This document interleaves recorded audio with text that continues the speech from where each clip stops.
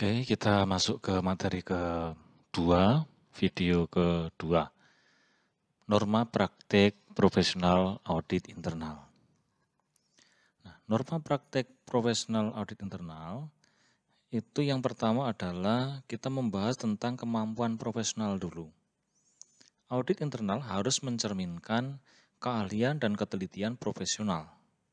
Nah, norma praktik tersebut meliputi 5 bagian, yaitu norma kaitannya dengan unit audit internalnya atau lembaganya, lalu norma tentang auditor internalnya, orang-orang pelakunya, lalu lingkup pekerjaannya, lalu bagaimana pelaksanaan kegiatan pemeriksaan itu dilakukan, dan pengelolaan manajemen audit internalnya. Yang pertama kaitan dengan unit atau lembaga audit internal. Audit internal haruslah memberikan jaminan keahlian teknis dan latar belakang pendidikan para pemeriksa yang akan ditugaskan. Ini berkaitan dengan personalia yang ada di dalam unit audit internal. Audit internal harus menjamin bahwa personalia yang ada itu harus berlatar belakang pendidikan para pemeriksa yang ditugaskan sesuai dengan keahlian teknisnya. Lalu, pengetahuan dan kecakapan. Unit audit internal harus memiliki atau mendapatkan pengetahuan, kecakapan, dan berbagai disiplin ilmu yang dibutuhkan untuk menjalankan tanggung jawab pemeriksaan yang diberikan. Artinya, unit ini mempunyai kemampuan untuk melakukan audit sesuai dengan yang diharapkan. Melalui apa? Ya, melalui audit internal yang ada di dalamnya. Lalu, berikutnya pengawasan. Audit internal haruslah memberikan kepastian bahwa pelaksanaan pemeriksaan internal akan diawasi sebagaimana mestinya. Karena lembaga ini mempunyai kewenangan penuh di dalam pengelolaan audit internal di dalamnya, sehingga diharapkan semua yang terlibat di dalamnya termasuk pelaku-pelaku atau pelaksana itu melaksanakan tugas sesuai dengan yang diharapkan. Berikutnya, auditor internalnya. Auditor internal dalam norma ini adalah bagaimana audit internal ini melakukan pemeriksaan sesuai dengan standar profesional yang ditetapkan. Karena dengan adanya melaksanakan standar profesional, maka bisa dievaluasi dan juga sesuai dengan aturan yang ditetapkan. Lalu berikutnya, pengetahuan dan kecakapan. Para pemeriksa internal haruslah memiliki atau mendapatkan pengetahuan, kecakapan, dan kedisiplin ilmu yang penting dalam melaksanakan pemeriksaan. Karena di dalam melaksanakan tugas, pengetahuan dan kecakapan itu sangat dibutuhkan kaitannya dengan bagaimana nanti di dalam penyelesaian kasus atau mungkin menemukan temuan-temuan yang kemungkinan bisa terlihat di saat pemeriksaan. Nah, ini juga terkait dengan disiplin ilmunya. Kalau tidak punya disiplin ilmu pemeriksaan yang dilakukan, ini akan kesulitan. Lalu berikutnya, hubungan antar manusia dan komunikasi. Para pemeriksa internal haruslah memiliki kemampuan untuk menghadapi orang lain dan berkomunikasi dengan efektif. Karena pada prinsipnya ketika kita melakukan audit, maka kita akan berhadapan dengan orang lain, tidak berhadapan hanya dengan benda barang saja. Oleh karena itu, kita harus mempunyai cara atau strategi berkomunikasi secara efektif. Karena apa yang kita sampaikan maksudnya baik, tetapi ketika berkomunikasinya tidak baik, maka mungkin penangkapan dari orang yang kita ajak omong, kita ajak komunikasi akan berbeda. Berikutnya, pendidikan berkelanjutan. Para pemeriksa internal harus mengembangkan kemampuan teknisnya melalui pendidikan berkelanjutan. Contohnya apa? Ya, bisa melalui pendidikan formal, bisa melalui seminar-seminar, workshop, sarasehan, mungkin diskusi ilmiah, diskusi panel, atau mungkin hanya sekedar ngobrol-ngobrol antar pemeriksa atau profesi yang sama. Ini akan menambah pengetahuan dan keterampilan kita ketika kita menerima banyak informasi atau pengetahuan yang mungkin sebelumnya kita tidak tahu. Berikutnya, ketelitian profesional. Dalam melaksanakan pemeriksaan, para pemeriksa internal haruslah bertindak dengan ketelitian profesional sepatutnya. Artinya tidak ngoyoworo, tidak semua harus diperiksa tidak, tetapi kita bisa melihat kalau sekiranya cukup ya sudah selesai. Sekiranya bukti itu bisa mewakili populasi, itu kita bisa menggunakan sampel. Ada berbagai macam cara atau teknik pengambilan sampel. Nah ini kalau ini sudah dilakukan cukup, ya, tidak perlu harus semuanya diperiksa. Gitu ya. Lalu berikutnya lingkup pekerjaan. Lingkup pekerjaan pemeriksa internal harus meliputi pengujian dan evaluasi terhadap kecukupan serta efektivitas sistem pengendalian internal yang dimiliki organisasi. Juga kualitas pelaksanaan tanggung jawab yang diberikan. Nah, di dalam lingkup pekerjaan ini, pengujian dan evaluasi itu sangat penting dan merupakan bagian dari pekerjaan utama internal audit. Nah, oleh karena itu, pada prinsipnya, kecakapan di dalam pengujian dan evaluasi merupakan bagian penting dari pemeriksa internal. Nah, pengujian bisa menggunakan berbagai metode. Ya. Lalu setelah selesai diuji, hasilnya kita evaluasi. Kita cari kita istilahnya apa ya? Kita buat bagaimana pengujian ini bisa kita aplikasikan. Nah, ini yang menjadi hal penting. Ketika kita mengevaluasi apakah temuan-temuan yang kita uji ini merupakan fraud atau error, nah ini bisa berpengaruh terhadap efektivitas organisasi dalam mencapai tujuannya. Lalu sistem pengendalian intern itu juga kita lihat efektivitasnya. Karena di dalam prosesnya banyak sekali sistem pengendalian intern yang dimiliki perusahaan ini tidak sesuai dengan keadaan yang sekarang. Sehingga sistem pengendalian intern ini perlu kita upgrade, kita sesuaikan dengan kondisi yang ada sekarang. Nah ini kaitannya dengan lingkungan pekerjaan.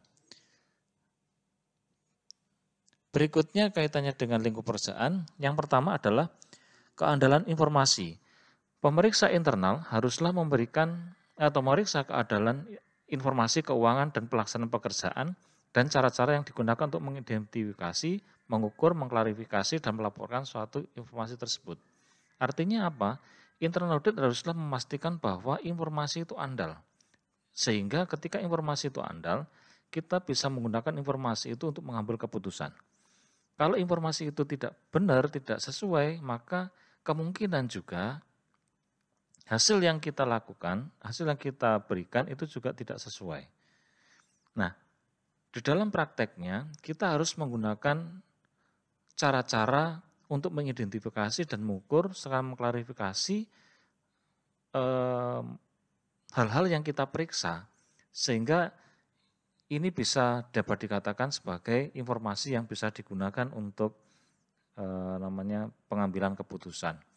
Nah, dari identifikasi dan mengukur dan mengklarifikasi ini, kita bisa melihat apakah ada temuan-temuan yang bisa kita simpulkan. Tentunya ini juga didukung dengan bukti yang ada.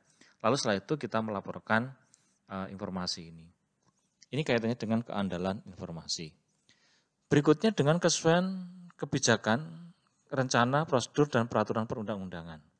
Pemeriksa internal harus memeriksa sistem yang telah ditetapkan untuk meyakinkan apakah sistem tersebut sesuai dengan kebijaksanaan, rencana, prosedur, hukum, dan peraturan yang memiliki akibat penting terhadap pekerjaan-pekerjaan atau operasi-operasi, laporan-laporan, serta harus menentukan apakah organisasi telah memenuhi syarat-syarat tersebut.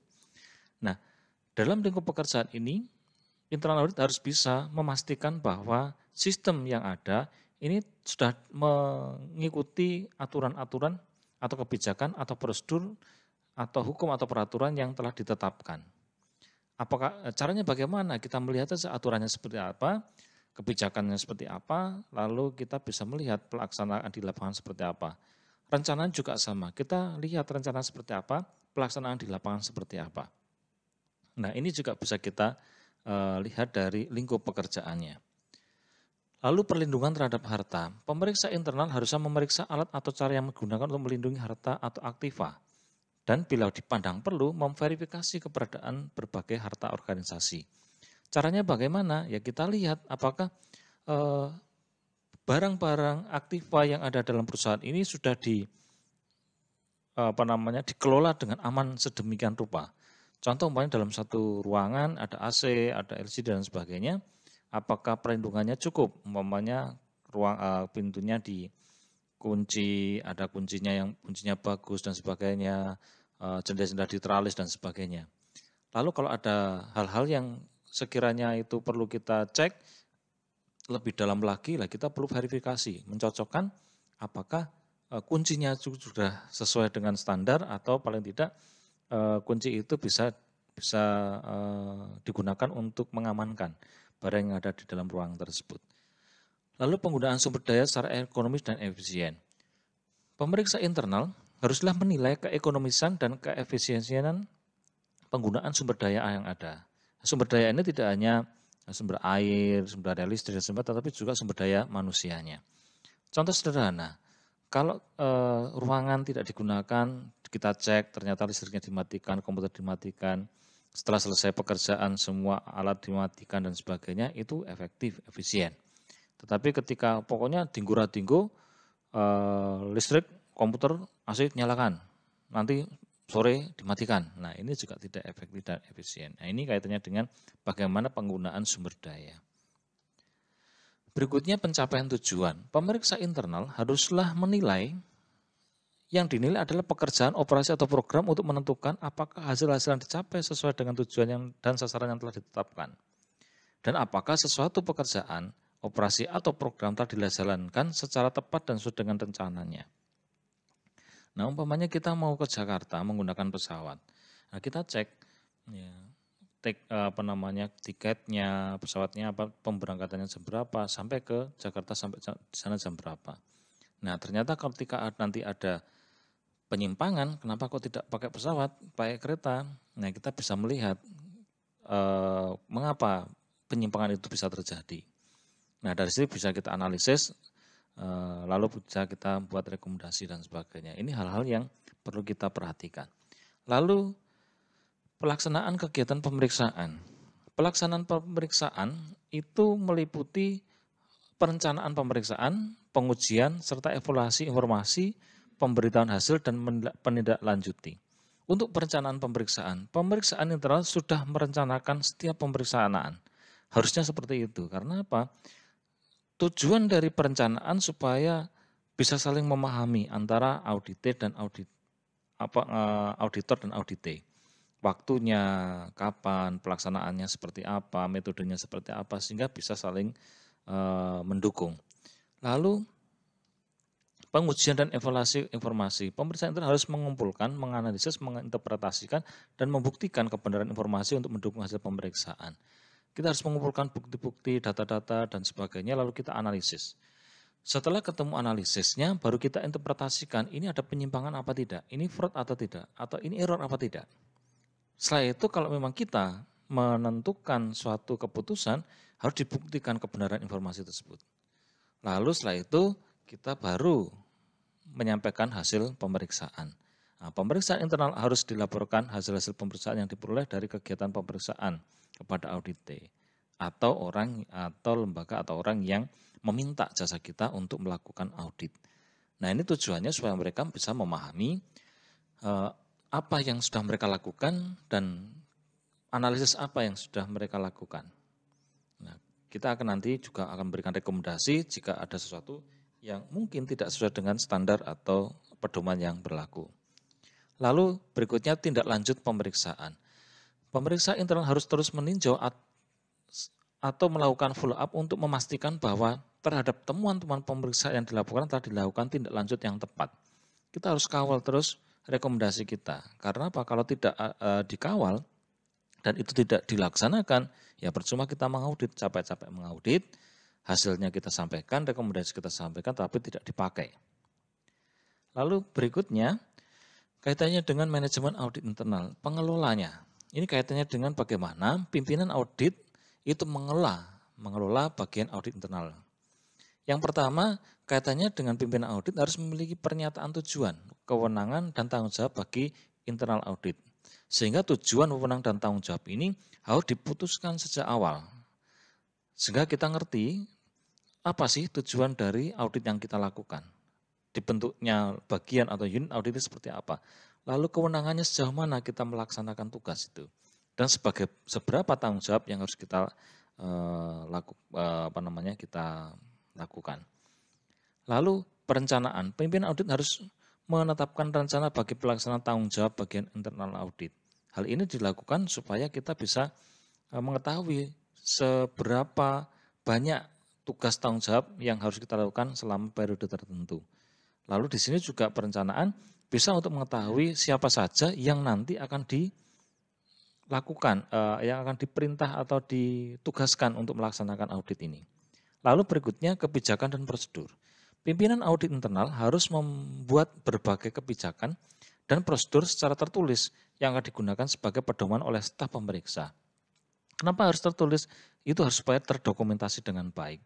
Ketika terdokumentasi dengan baik, maka bila mana nanti ada perubahan atau pergantian personel, itu bisa membaca prosedurnya seperti apa, sehingga tidak perlu adanya pendampingan dan sebagainya. Ini sangat penting untuk efektivitas dan efisiensi. Berikutnya manajemen personel. Pimpinan audit internal harus menetapkan program untuk menyeleksi dan mengembangkan sumber daya manusia pada bagian audit internal. Baik itu mulai dari rekrutmen, pengembangan, pengelolaan, maupun sampai dengan pemberhentian dan sebagainya. Ini harus dikelola dengan baik oleh pimpinan audit internal. Lalu berikutnya kaitannya dengan audit eksternal atau akuntan publik. Pimpinan audit internal harus mengkoordinasikan usaha-usaha atau kegiatan audit internal dengan auditor eksternal. Sehingga audit eksternal ketika melaksanakan tugas sangat efektif karena beberapa tugasnya sudah dilaksanakan oleh internal audit, termasuk di dalam kecukupan SPI dan sebagainya. Mereka tidak perlu menguji SPI lagi, tetapi cukup dengan laporan yang diberikan audit internal kepada audit eksternal. Berikutnya pengendalian mutu. Pimpinan audit internal harus menetapkan dan mengembangkan pengendalian mutu dan jaminan kualitas untuk mengevaluasi berbagai kegiatan bagian audit internal, termasuk juga mutu audit internalnya, personelnya. Bagaimana personel ini mempunyai mutu yang baik sesuai dengan standar yang ditetapkan. Sehingga di dalam melaksanakan tugas, akan melaksanakan tugas dengan baik sesuai dengan kompetensi dan kemampuannya. Nah, demikian untuk materi kedua, video kedua. Selamat belajar, nanti ada beberapa tugas yang harus dilakukan, baik itu RMK atau mungkin kuis yang harus dijawab. Silakan dipelajari dengan baik. Terima kasih.